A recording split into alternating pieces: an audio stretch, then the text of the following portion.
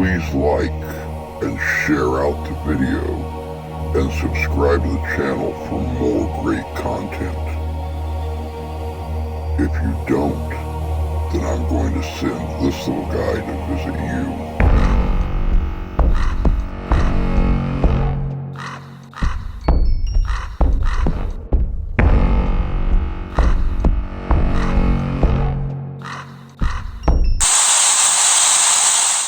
Every once in a while, it's nice to just sit back and enjoy a truly frightening story, especially one from the true master of the macabre, and just listen to the words and let your imagination go wild. Today I offer to you works from the master of the macabre, read by one of the most iconic voices of horror the world has ever known.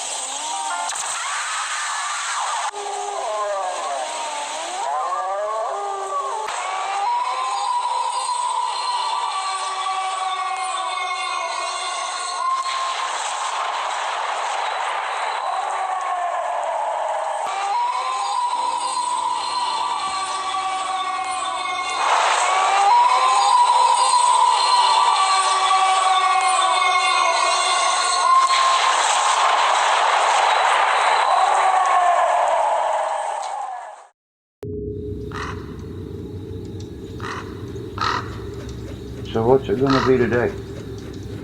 The Raven? Oh, this one. Nice.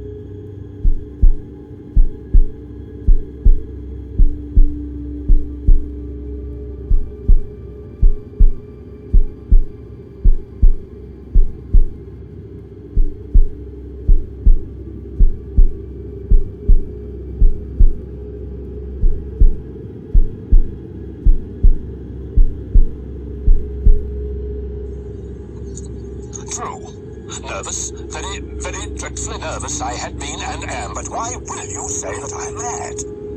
The disease had sharpened my senses, not destroyed, not dulled them. Above all was the sense of hearing acute. I heard all things in the heaven and in the earth. I heard many things in hell. How then am I mad? Hearken and observe how healthily, how calmly I can tell you the whole story. It is impossible to say how first the idea entered my brain, but once conceived, it haunted me day and night. Object there was none, passion there was none. I loved the old man. He had never wronged me. I think it was his eye, yes, it was this. He had the eye of a vulture, a pale blue eye, with a film over it. Whenever it fell upon me, my blood ran cold, and so by degrees, very gradually, I made up my mind to take the life of the old man and thus rid myself of the eye forever. Now this is the point. You fancy me mad. Madmen know nothing. But you should have seen me. You should have seen how wisely I proceeded, with what caution, with what foresight, with what dissimulation I went to work. I was never kinder to the old man than during the whole week before I killed him. And every night about midnight I turned the latch of his door and opened it oh so gently. And then, when I had made an opening sufficient for my head, I put in a dark lantern, all closed, so that no light shone out. And then I thrust in my head. Oh, you would have laughed to see how cunningly I thrust it in. I moved it slowly, very, very slowly, that I might not disturb the old man's sleep. It took me an hour to place my whole head within the opening so far that I could see him as he lay upon his bed. Would a madman have been so wise as this? And then, when my head was well in the room, I undid the lantern cautiously, oh so cautiously, for the hinges creaked. I undid it just so much that a single thin ray fell upon the vulture eye. And this I did for 7 long nights, every night just at midnight. But I found the eye always closed, and so it was impossible to do the work. For it was not the old man who vexed me, but his evil eye. And every morning when the day broke, I went boldly into the chamber and spoke courageously to him, calling him by name in a hearty tone and inquiring how he had passed the night. So you see, he would have been a very profound old man indeed to suspect that every night just at 12 I looked in upon him while he slept. Upon the 8th night, I was more than usually cautious in opening the door. A watch's minute hand moves more quickly than did mine. Never before that night had I felt the extent of my own powers, of my sagacity. I could scarcely contain my feelings of triumph to think that there I was, opening the door little by little, and he not even to dream of my secret deeds or thoughts. I fairly chuckled at the idea, and perhaps he heard me, for he moved on the bed suddenly, as if startled. Now you may think that I drew back, but no. His room was as black as pitch, with a thick darkness, for the shutters were close fastened through fear of robbers, and so I knew that he could not see the opening of the door, and I kept pushing it on steadily.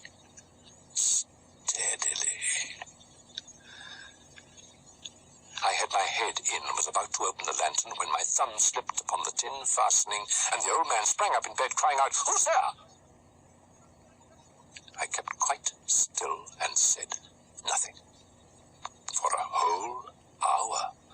I did not move a muscle, and in the meantime I did not hear him lie down. He was still sitting up in the bed, listening, just as I have done night after night, hearkening to the death watches in the wall.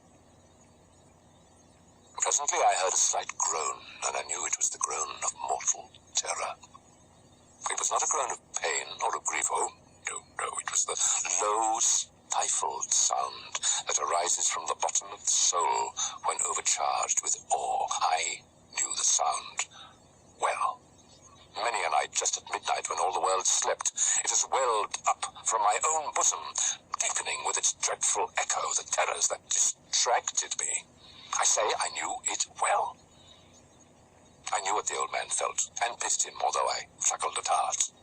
I knew that he'd been lying awake ever since the first slight noise when he had turned in his bed. His fears had been ever since growing upon him. He'd been trying to fancy them causeless, but could not. He had been saying to himself, "Oh, it's nothing but the wind in the chimney. It is only a mouse crossing the floor. Or it is merely a cricket which has made a single chirp." Yes, he'd been trying to comfort himself with these suppositions, but he had found all in vain. All in vain, because death, in approaching him, had stalked with his black shadow before him and enveloped the victim. And it was the mournful influence of the unperceived shadow that caused him to feel, although he neither saw nor heard, to feel the presence of my head within the room. When I'd waited a long time, very patiently, without hearing him lie down, I resolved to open a very, very little crevice in the lantern. So I opened it.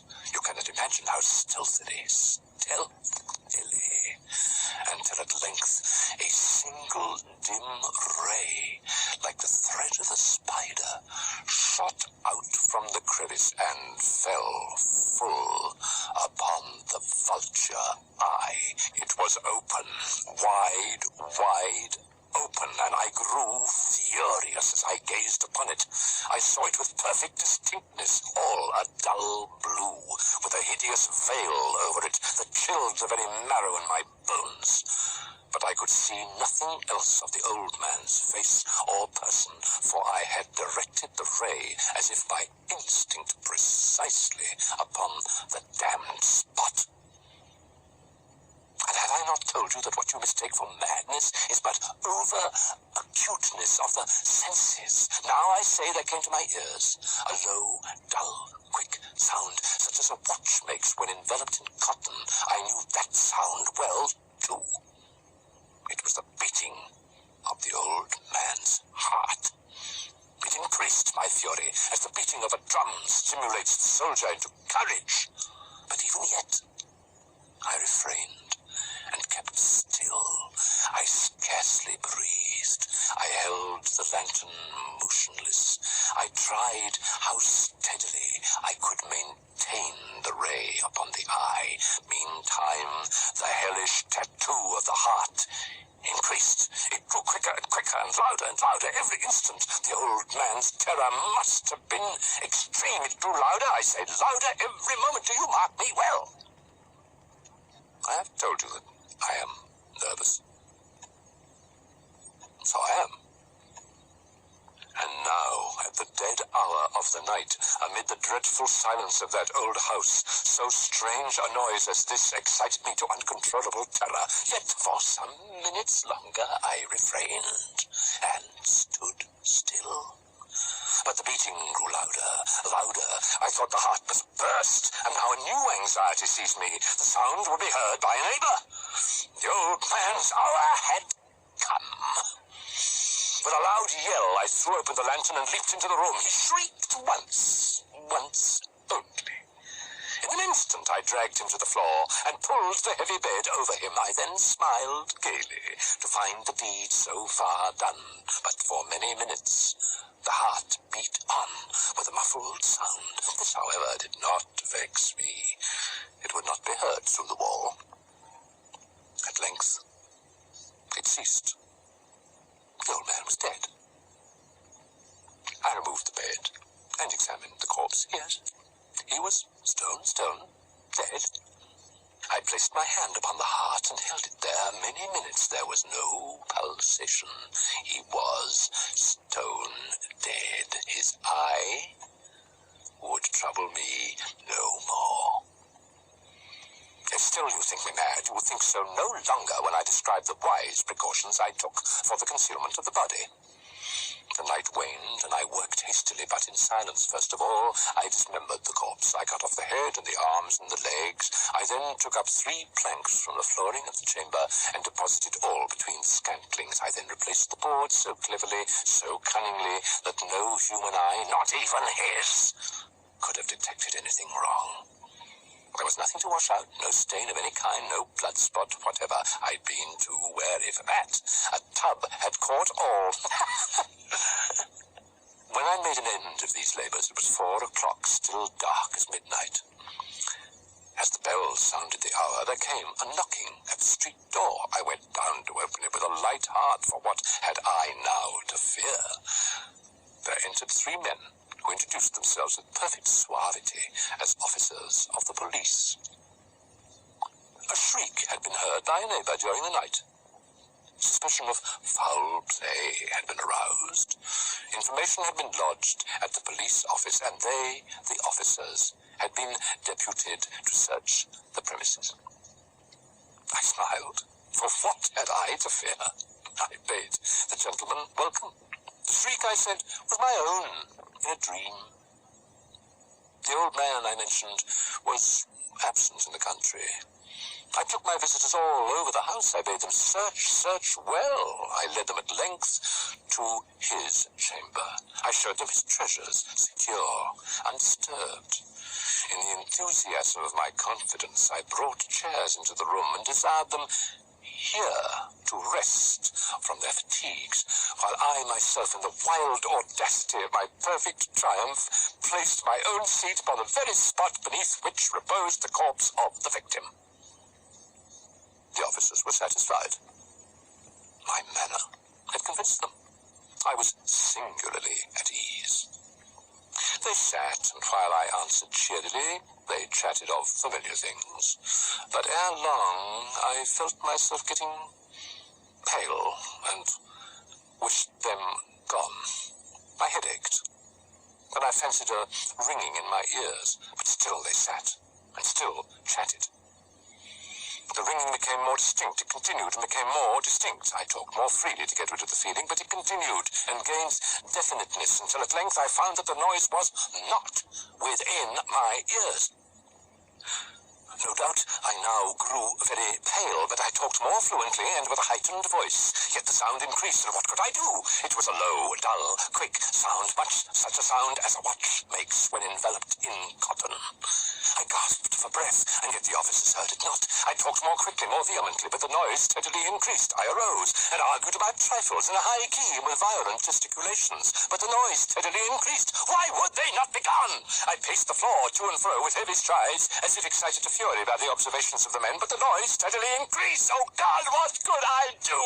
I foamed, I raved, I swore. I swung the chair upon which I had been sitting and grated it upon the boards, but the noise arose over all and continually increased. It grew louder, louder, louder.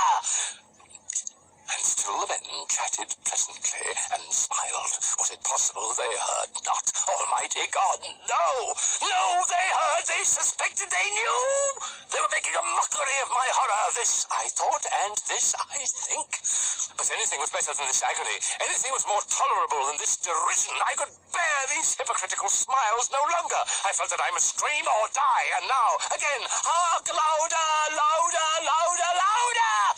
Villains! I shrieked, dissemble no more! I admit the deed, tear up the planks! Yeah, it is the beating of his hideous heart!